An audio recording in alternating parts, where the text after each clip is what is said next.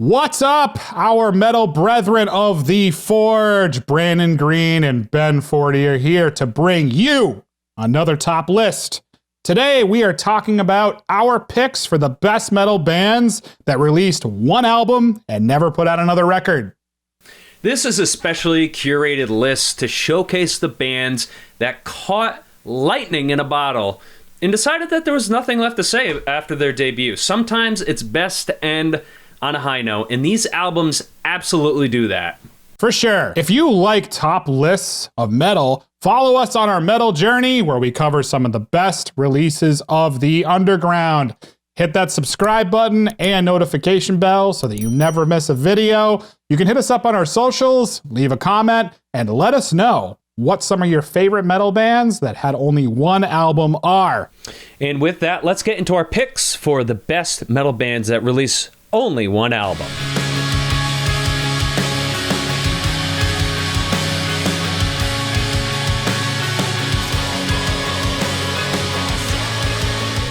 My first pick is the Swedish melodic doom death metal band Slumber, where they came out with their monumental release in their 2005 record, Fallout. This is a very accessible record, having 7 songs and a total runtime hovering only around 38 minutes. And man, I was absolutely floored by this record when I first heard it.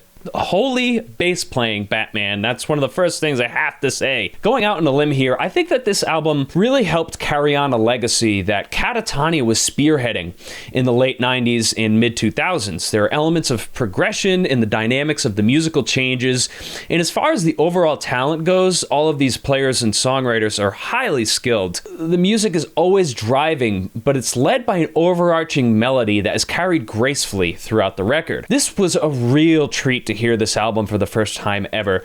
It's one of those gems that for me is now just going to be on constant rotation. I've mentioned the name Jari Lindholm on this channel at least once before, and it didn't surprise me to find out that he was one of the key players in this release. For those of you watching for the first time, Jari is the musician and audio engineer behind and a part of many melodic doom death metal bands from this era, and they're all awesome. He's like a little bit older than we are, and he's already making a big impact on the scene. Keep after it, Jari. That is a great pick. Slumber is easily one of the best melodic doom bands of all time, and I am super jealous that you told me that you just pretty much heard them for the first time. I wish I could go back and rehear that record for the first time.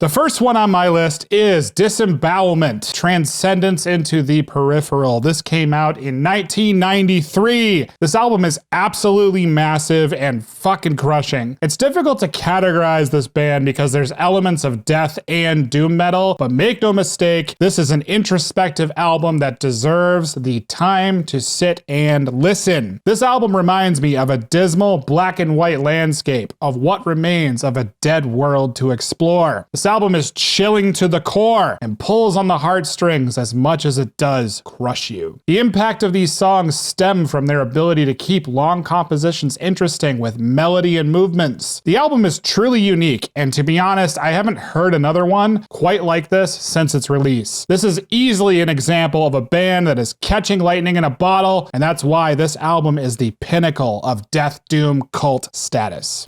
Great pick, Brandon. That's one of those bands that I have seen, but I've never actually sat down and listened to. I'm going to change that tonight, I promise you.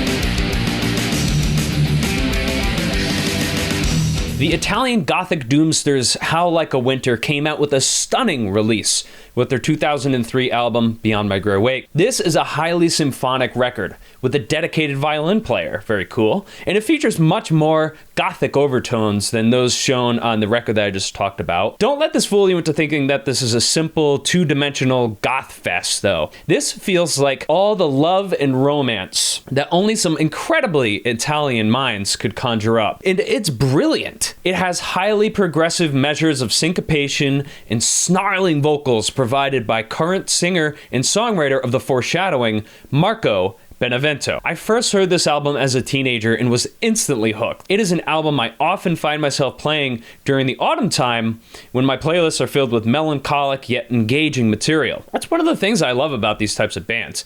They're not soul-crushing and bleak. They're elements of hope and resolution. Be sure to check out The Foreshadowing. That band also features former November drummer and songwriter Giuseppe Orlando, whose name I actually mentioned at least once or twice on my recently aired segment where I rank all of the November records. Have you seen that? Well then. There's a card right above me right now that should be activated. That will take you to that video if you want to bookmark it and watch it later. Definitely put that video on your back burner if you want to hear me blab about November, a band I really love.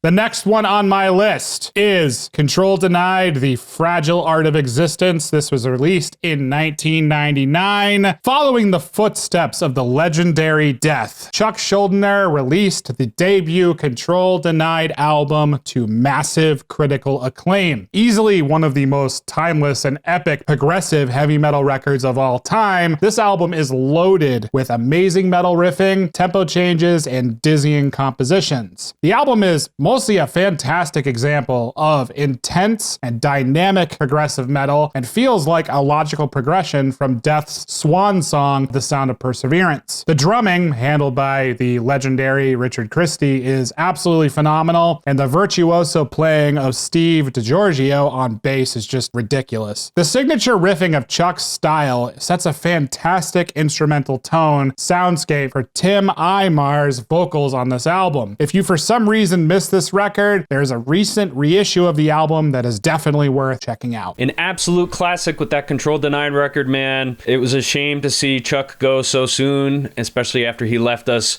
with what would have been the next chapter in his journey in music. Rest in peace, Chuck.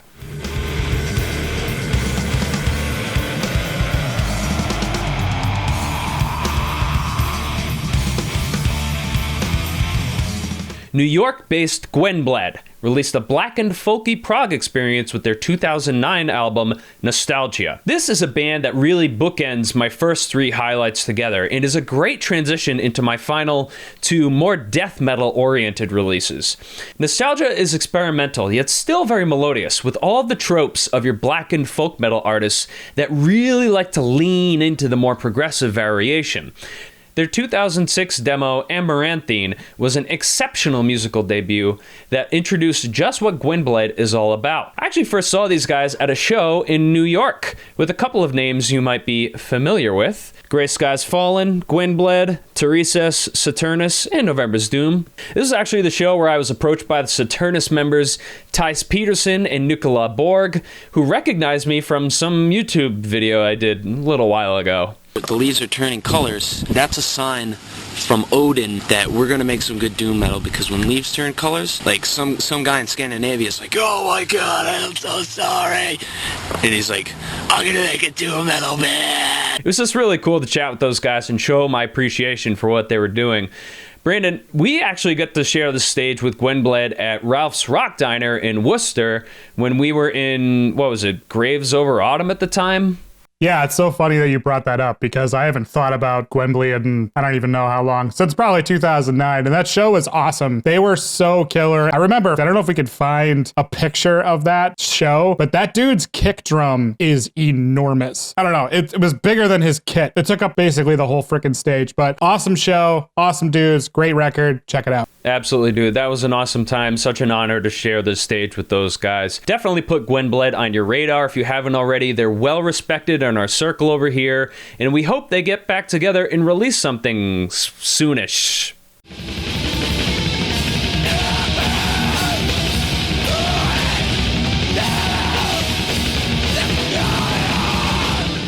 Next on my list is Weakling, Dead as Dreams, released in 2000. It is difficult to make a black metal essential listening list without including Dead as Dreams by Weakling. In a lot of ways, this band, to me, showcases what the apex of American black metal can sound like. Towering orchestral melodies, searing and unique black metal riffing, this album thunders with the gallop of spectral cavalry. The production on this album is phenomenal, nailing the perfect balance of guitars, drums, keyboards, and screeching vocals. The guitars have that signature buzzing sound of black metal, but not in an overbearing and blown out way. I do wish the bass was a little bit louder in the mix, but there's plenty of moments where there's really cool riffing and the bass does shine. This album is just the pinnacle of crushing melancholy, and if you haven't heard it yet, I highly recommend giving it a spin. Their lasting legacy is this single 76-minute departure from reality, but holy shit have they solidified themselves as titans in the black metal landscape. Dude, that album is unbelievable. Actually, Alex from Vacant Eyes showed me that for the first time a few years ago, and I was like...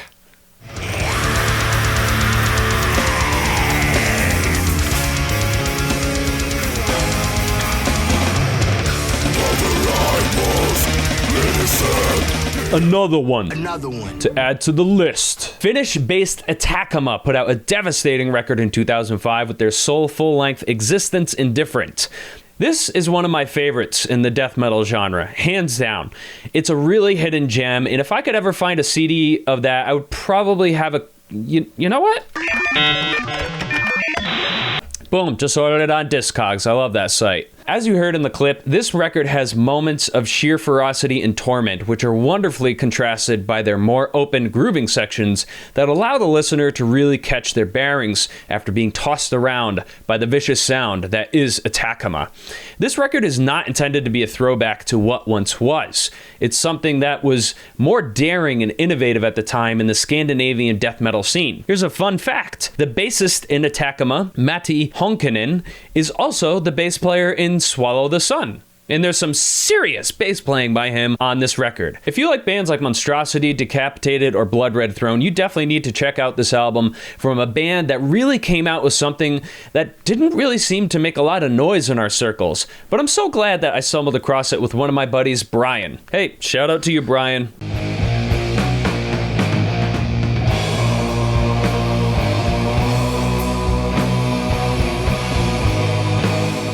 The next one on my list is Shrine Builder, self-titled. This came out in 2009. This album is fucking oozing with atmosphere. Most people hold the four members of Shrine Builder in the highest regard as metal demigods. Shrine Builder is made up of Scott Wino of The Obsessed, Scott Kelly of Neurosis, Al Cisneros of Sleep and and Dale Crover of the Melvins. Yeah, just ridiculous lineup. Most of the time, supergroups have that lack of magic to complete their sound, but that is far from the case with Shrine Builder's debut. This is absolutely insane doom metal with monolithic riffs at glacial speeds. The album is psychedelic as hell and very spiritual, and it completely captures what these artists do best, which is creating, captivating, and crushing doom metal on the highest level. I know the metal scene would love to hear a follow-up from this band, but honestly, I'm kind of glad they stopped with this debut. It makes the album feel more special and like a timepiece, and sometimes it's good to know when to quit on your best doom foot forward.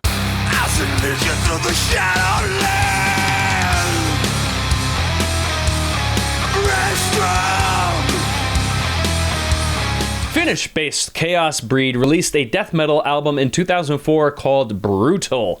I'm closing off my picks on this one because, well, it's not really the best pick on here. I just thought it was notable because the band showed some really good ideas in a genre that was still experiencing a time of change and growth into this more gritty, punk-inspired variation of melodic death metal. Chaos Breed actually featured the original Sentence singer, Taneli Jarva. It also featured current members of October Falls and Amorphous, and a former member of the Finnish melodic death metal band Gandalf, who is one of our favorites over here. So much like their neighbors in Sweden's Bloodbath, they all kind of got together in Chaos Breed to bring back more of an old school sound to their death metal. Ultimately, Brutal is a great album if you really love tunes from this era of the late 90s Scandinavian HM2 chainsaw powered death scene.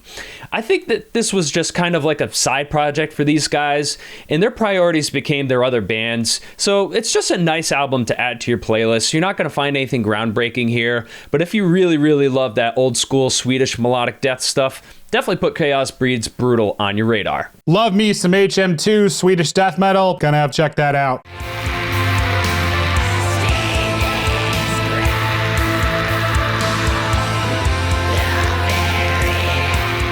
Last one on my list is Kaladin Brood, Echoes of Battle. This came out in 2013. This album is radiating with glory and power. Sure, this record sounds a lot like Summoning, but this album expands on that sound in so many ways. First of all, there's clean sung and epic choruses all over this record that make this album sound magnificent. Truly a soundtrack to a kingdom thrown into war. These songs are long compositions, but every track is invigorating and winding. Every song holds a slow burning melancholy that lures you back to this album time and time again. The album is full of harmonious harps. Harmonious harps, that's awesome.